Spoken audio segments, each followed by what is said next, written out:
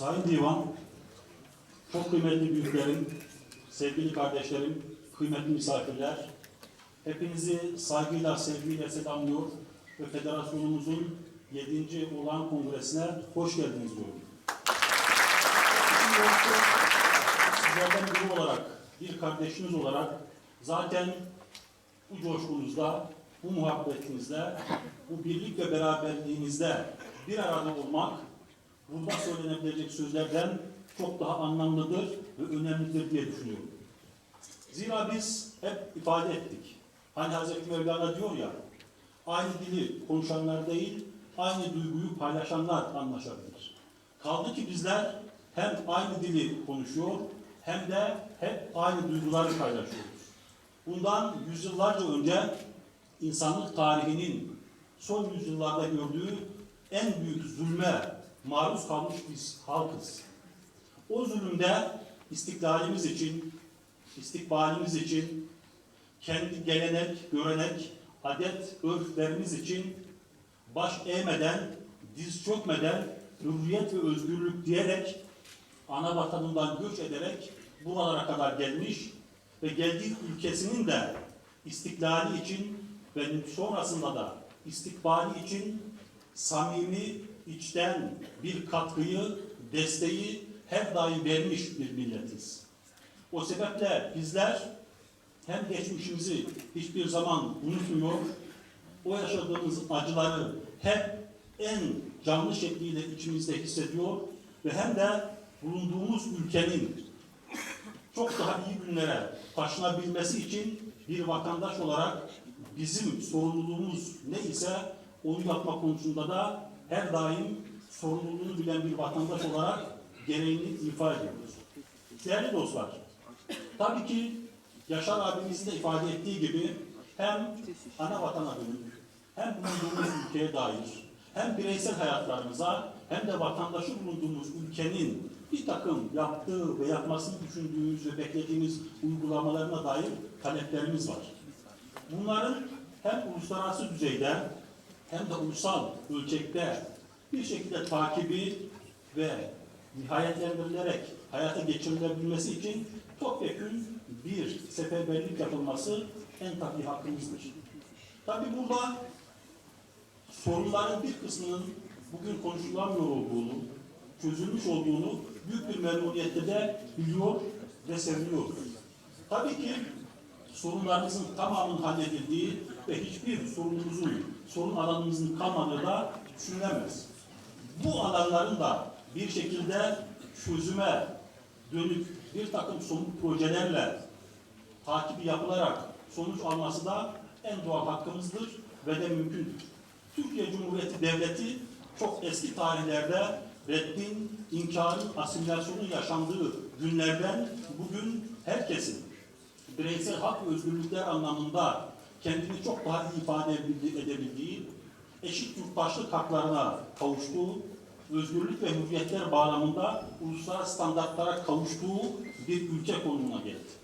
İşte bu büyük Türkiye'nin imarında ve inşasında hiç tereddütsüz en büyük paydan biri de bizlerindir. Zira vefamızla, sadakatimizle, azmimizle, bağlılığımızla, vatandaşlık sorumluluklarımızla her daim bu ülkenin çok daha iyi günlere taşınabilmesi anlamında hep olumlu katkılar sunduk. Her zaman destekçi olduk ve katkı vermeye de devam ediyoruz. İnşallah hem Rusya ile olan ilişkilerde belki bugünlerde baskı gösteren bir takım sıkıntıların pek tabii dostane bir şekilde çözülmesi arzumuz olmakla birlikte bizler vatanın, sınırın, hudutun, istiklalin ne olduğunu en iyi bilen haklardan biriyiz. O sebeple bu konular üzerinde hiçbir farklı uygulamaya maruz kalacak bir müdahaleye imkan sağlamayacağımız da açık bir gerçektir. Ama temennimiz odur ki çok eski tarihlere dayanan, içine girmiş pek çok alanlardaki ilişkilerimizin dostane bir şekilde çözümü en kısa zamanda mümkün olur ve Yaşar abimizin de ifade ettiği gibi oralarla ilgili irtibatlarımızın ve beklentilerimizin karşılanması daha sağlıklı bir zemine taşınır. Tabii ülkemizde hem eğitim sisteminde, hem dilin öğreniminde, hem üniversitelerde kürsülerin kurulmasında, milli eğitimde müfredat programlarında, bir takım kurslarda, dil eğitim merkezlerinde, belki medya üzerinden, TRT üzerinden bir takım kanalların da bize hasredilmesi konusundaki taleplerimizi ısrarlı bir şekilde takip ediyor ve olumlu sonuç almak için de bu ısrarımızı devam ettiriyoruz. Bunlar işin doğrusu çözülebilecek, mümkün olan taleplerdir. Sadece burada Divan Başkanımızın da ifade ettiği gibi kıymetli meslektaşımın, sorunların somut bir şekilde projelendirilerek çözümdeki muhataplarına ulaştırılmasıyla ilgili sağlıklı bir irtibat kurulduktan sonra çözülemeyecek hiçbir talep söz konusu değildir. Çünkü çok açık ve net bir gerçektir ki bizlerin her türlü talebi makul, mümkün, meşru ve haklıdır. Hal böyle olunca bunların yerine getirilmesi ve en kısa zamanda hatta tatbikinin sağlanması da pek tabii mümkündür. Bu konuda kıymetli abim Haluk Koç'un da ifade ettiği gibi bizler de sizler meclisteki bir kardeşimiziz. O anlamda bize düşecek hem bireysel olarak Murat Alparslan, hem meslek olarak avukat Murat Alparslan, hem de bir siyasi partinin mensubu olarak AK Parti milletvekili Murat Alparslan olarak ve onların tamamının ötesinde bir dostunuz, bir arkadaşınız, bir hemşeriniz, bir kardeşiniz olarak her ne konuda ne yapılması lazım geliyor ise hepsini yapmak konusunda da peşinen taahhütte bulunuyor ve sizlere söz veriyorum. Değerli dostlar, Türkiye çok özgürlerden geldi, çok büyük badireleri atlattı ve hamdolsun bugün çok iyi bir konumda geleceğe umutla bakan ve gelecek perspektifini çok uzun yıllara sari vizyonlarla izah eden ve bu konuda gayret gösteren bir ülke. Etrafımız ateş çemberi ve bu ateş çemberinin içerisine çekilmeye, o başarılmasa bu ateşin ülkemize sirayet edilmesine çalışıldığı günleri yaşıyoruz.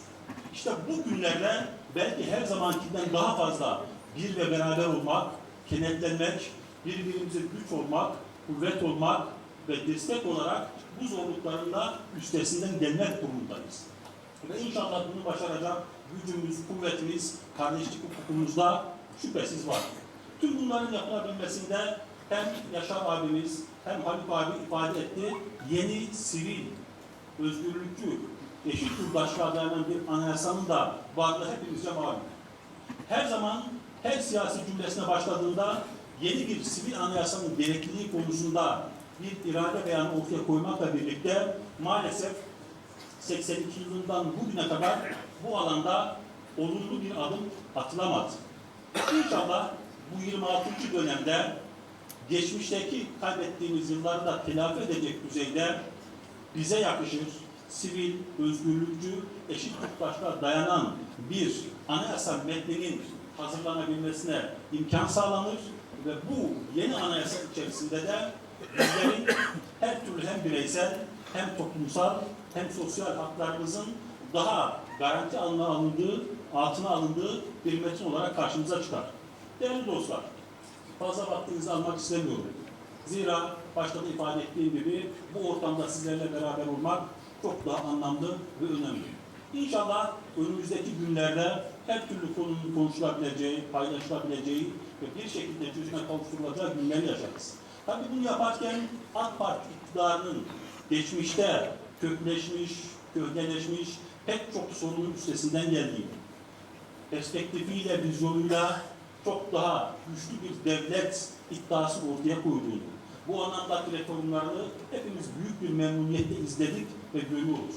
Bugün yeni anayasa tartışmalarının geçmişte pek çok vesayeti, millet iradesine konulan ipoteği, ayaklarımıza bağlanan prangaları, milli egemenlik üzerine oluşturmaya çalışan vesayetleri bir kaldırarak bugünlere taşıyan AK Parti iktidarının yapmaya çalıştığı yeni bir anayasada tüm herkesin hep beraber bu işe olumlu adım atması beklenirken bunun belki sadece bir insanın vesayetinin kuvvetlendirilmesi bağlamında indirgenerek bu olumlu adımın baştan tıkanmaya çalışılması çok doğru olmaz diye düşünmek gerekiyor. Zira bu tek kişi vesayetinin güçlendirilmesi diye ifade edilen hususun aslında çok daha fazla ki %52 oylu temsili sağlanan ve o belki kendisine destek olan halkın da hissiyatını yansıtan bir irade olduğunda hiçbir şekilde gözden kaçırmamak gerekiyor. Ben ümit ediyorum ki bu genel konumuz hem burada konuşulan ve hem de belki daha sonra konuşulacak pek çok hususa olumlu katkı sağlar. Çünkü hayat dinamik. Bu dinamik süreç içerisinde bugün konuştuğumuz bazı meseleler gelecek günlerde anlamsız kalacak ve bitecek. Belki ummadığımız başka hususlar çıkacak, başka problemler karşımıza duracak. Ama değerli dostlar, hepsinin üstesinden gelebilecek dostluğumuz, muhabbetimiz, birlik ve beraberliğimiz var. O sebeple bu sağlandıktan sonra onun ötesinde her türlü sorunu aşmak gayreti, katkısı hepimizden olacak ve inşallah çok daha iyi günlerin imarını, inşasını hep beraber sağlayacağız diye temenni ediyorum. Bugüne kadar bu federasyonlarda emeği olan, katkısı olan tüm arkadaşlarıma özellikle teşekkür ediyorum. Bugün yapılacak seçimin genel kurulda yeni yönetim kuruluna da şimdiden tebrik ediyorum.